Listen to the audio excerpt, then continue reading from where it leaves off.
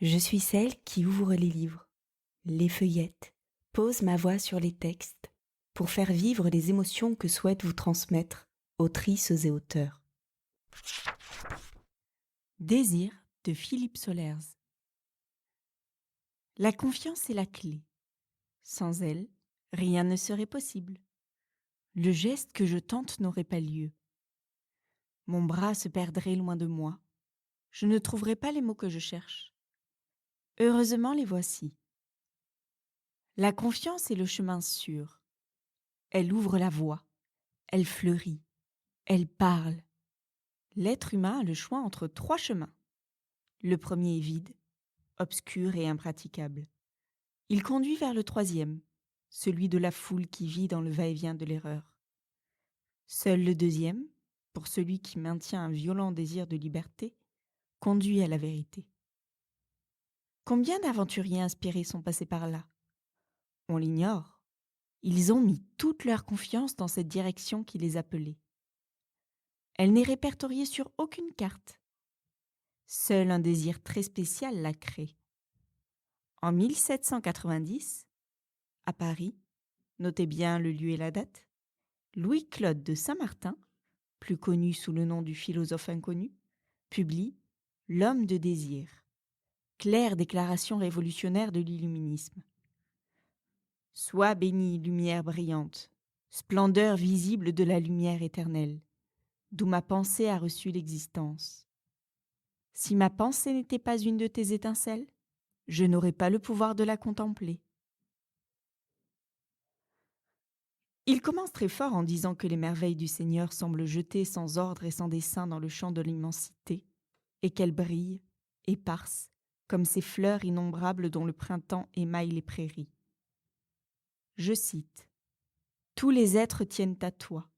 C'est leur liaison secrète avec toi qui fait leur valeur, quelle que soit la place et le rang qu'ils occupent. » Tout ce qu'il faut donc pour passer à la guillotine 4 ans plus tard. Justement, non.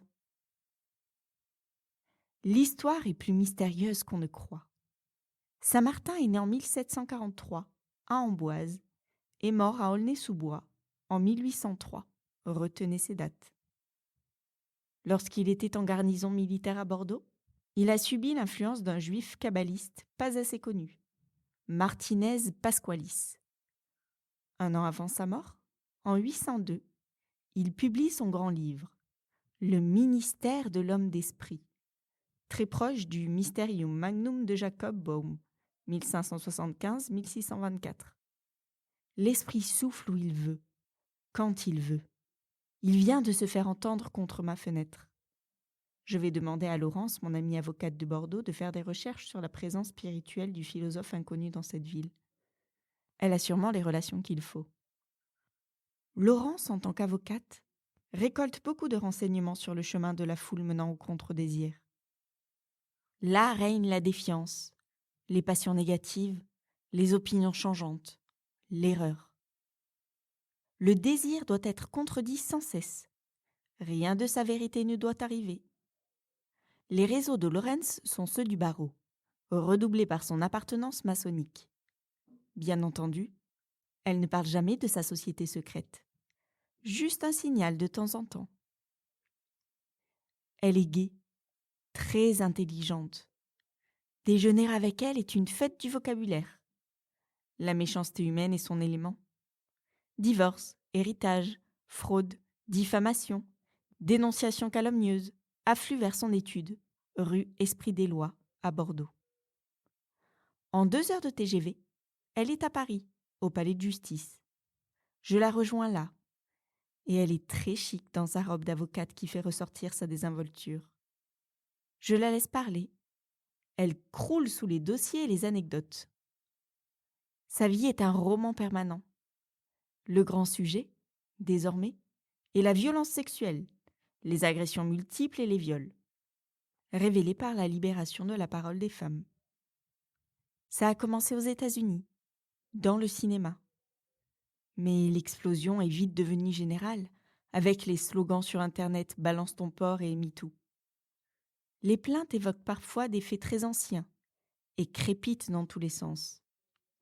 La chasse au porc masculin est ouverte dans les entreprises, les services publics, les milieux politiques et cinématographiques. Une journaliste porte plainte, 20 ans après, pour agression sexuelle contre une célébrité mâle qui, lors d'une interview, a mis sa main sur sa cuisse. Le concept de cuisse résonne partout. Les abus de faiblesse ne se comptent plus. En réalité, les femmes ont été harcelées, agressées et violées depuis la plus haute antiquité. Mais pourquoi parle-t-elle maintenant? Effondrement du patriarcat? Mise en place de la reproduction technique? Découverte plus que tardive de la différence sexuelle? Sans doute, sans doute. En tout cas, un monde nouveau surgit, celui du contre-désir. Le désir était brutal et absurde. Le contre-désir ramène la sécurité. Les hommes étaient ridicules de poursuivre les femmes de leurs fantasmes. Ça va continuer, mais le truc est crevé. Regardez l'homme du contre-désir. Il est très agité. Son seul pôle est l'emploi qu'il occupe. Il veut monter de plus en plus haut dans l'ascenseur social. Sa tête est pleine de chiffres. C'est un manager forever. La femme de contre-désir est pareille, meilleure encore en termes de marketing. Si ces deux-là s'accouplent, d'une manière ou d'une autre, c'est juste pour vérifier la répulsion que son partenaire lui inspire. Elle l'ennuie, il la choque. Ils se parlent le moins possible, et toujours d'argent. Leurs enfants sont idiots et insatiables. Il faut sans cesse leur acheter autre chose. Changer les téléphones portables et les ordinateurs, les emmener en vacances, les empêcher de consulter des sites porno, débrancher la télévision devant laquelle ils s'abrutissent pendant des heures, tenter de contrôler leurs contacts sur le net. Horreur, ils communiquent en prenant des pseudos, en jouant à être adultes, alors qu'ils ne sont même pas des ados. Au moindre signe de vrai désir, la répression s'organise. Cette fille est bizarre. Elle préfère jouer du piano classique et délaisse son ordinateur. Elle se passionne pour des vieilleries et des virtuoses de l'ancien temps, semble mépriser tout ce qui est rock ou pop. Elle ne va pas en boîte et reste dans sa chambre en lisant des philosophes déconseillés par les professeurs. Il faut la marier et lui faire passer des masters. Le garçon, lui, est rêveur, n'arrête pas de lire des poèmes et s'emballe pour des auteurs d'autrefois, répertoriés comme machos par l'Alliance féministe universelle. Le plus anormal est qu'il ne paraît avoir aucune tendance aux mots. Il faudra lui prévoir un stage dans une entreprise. Une banque peut le sauver s'il n'est pas trop tard. Grâce aux tornades de la dénonciation, l'humanité prend enfin conscience que 80% des femmes n'ont aucun intérêt pour la sexualité et sont en général obligées d'y souscrire pour des raisons de pouvoir ou d'entreprise. On peut répartir les 20% qui restent en 10% de spécialistes de l'auto-érotisme et 10% d'homosexuels, plus ou moins installés ou mariés entre elles. Inutile de dire que les hommes, à part le réseau gay en extension fulgurante, ne sont pas au courant de ces 20%. Ces hétéros primaires foncent dans le tas, gros bêta. Même s'ils tournent homo, ils demeurent les employés organiques de leur mère. Je reprends la voie du grand désir, et je tombe là, tout de suite, sur le beau jardin de Laurence, à Bordeaux. On a 15 ans. Elle m'invite de temps en temps chez elle. Ses parents sont absents. On est assis côte à côte sur le banc vert, à côté du laurier en fleurs. Elle vient de poser sa tête sur mon épaule gauche. On va sûrement s'embrasser. Qui va décider? Elle. On s'est donc beaucoup embrassé ce printemps-là, avant mon départ pour Paris. Elle a continué son droit à Bordeaux. On est restés amis, avec une couleur spéciale. J'aime sa lucidité et son insolence. Sa voix est nette et rapide. Si j'avais un problème juridique, elle me défendrait très bien.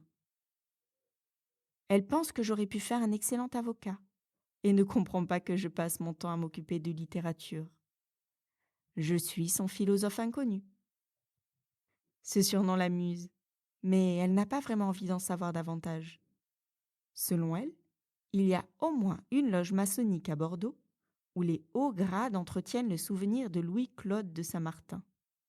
Loge plutôt spiritualiste, donc issue du camp girondin pendant la Révolution française et restée très anglaise, au sens traditionnel du terme.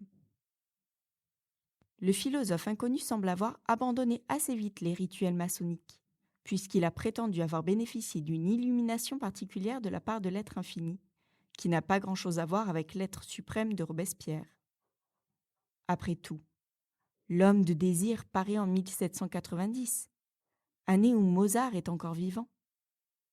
Personne ne se risque à dire que Mozart aura été un franc-maçon comme un autre. Il n'en demeure pas moins que l'influence des Illuminés de Bavière se propage très vite à l'époque, dans l'Europe entière, mais surtout en France, grâce aux philosophes inconnus. L'homme de désir est d'abord un homme de l'instant. Il vit, s'il le veut, à la seconde près, ce qui a parfois des inconvénients au milieu du bruit des sociétés modernes. Il y a, au cours du XVIIIe siècle, des sociétés discrètes dont l'une, la société du moment, pour faire longuement rêver. Le philosophe inconnu l'a-t-il fréquenté ? C'est probable, mais pas longtemps non plus, si on relève sa réserve instinctive à l'égard du mot société. On ne sait presque rien sur sa vie. Il a sûrement lu le Mysterium Magnum de Jacob Boehme, mais ses activités, pendant la Révolution, restent obscures. Il est quand même plus qu'étrange qu'il ait été chargé de faire l'inventaire de livres de la religion catholique en cours de liquidation. Pas un mot là-dessus. Pas un mot non plus sur les projets d'une nouvelle religion nationale. Le philosophe reste philosophe. Il n'aspire à aucun pouvoir spectaculaire. Un esprit curieux s'étonnera peut-être de la coïncidence suivante. En 1764, le musicien Joseph Haydn, alors âgé de 32 ans, compose à Vienne une symphonie éclatante en mi bémol majeur, la 22e de son œuvre, et l'appelle le philosophe. Saint-Martin a 21 ans à ce moment-là. Il paraît exclu qu'il y ait eu le moindre contact direct entre Haydn et le jeune étrange illuministe. Tout n'est pas démontrable, mais ce rapprochement musical attire l'attention.